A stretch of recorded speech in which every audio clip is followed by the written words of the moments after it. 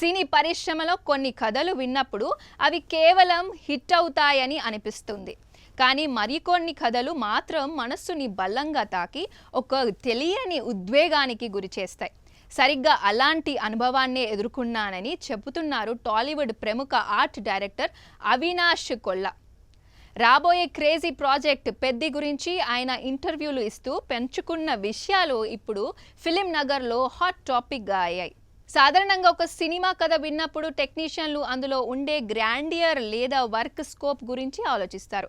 కానీ పెద్ది కథ విన్నాక అవినాష్ కొల్లా దాదాపు 20 నుండి 25 నిమిషాల పాటు సాధారణ స్థితికి రాలేకపోయారట. ఇన్నేళ్ల కెరియర్లో ఇలాంటి అనుభూతి కలగడం ఇదే మొదటిసారి అని ఆయన భావోద్వేగానికి లోనయ్యారు. ఈ సినిమాకు వర్క్ చేసే ఛాన్స్ అస్సలు మిస్ అవ్వకూడదనే స్ట్రాంగ్ ఫీలింగ్ కలిగింది.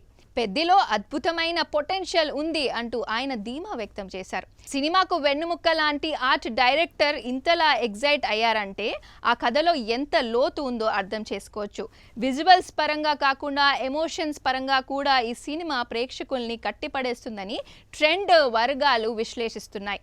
పెద్ది సినిమా నుంచి ఎలాంటి అప్డేట్స్ బయటకు రాకపోతూ ఉండడంతో ఆ సినిమాకు సంబంధించి అప్డేట్స్ కోసం సినీ ప్రియులు గట్టిగానే కన్నేశారు. ఒక ఆర్ట్ డైరెక్టర్ విజన్ నుంచి వస్తున్న ఈ రియాక్షన్ చూస్తుంటే వెండితెరపై ఏదో మ్యాజిక్ జరగబోతుందని స్పష్టమవుతోంది. సాక్షి టీవీ ప్రసారాలను నిలిపివేయడం చట్టరీత్యా నేరం.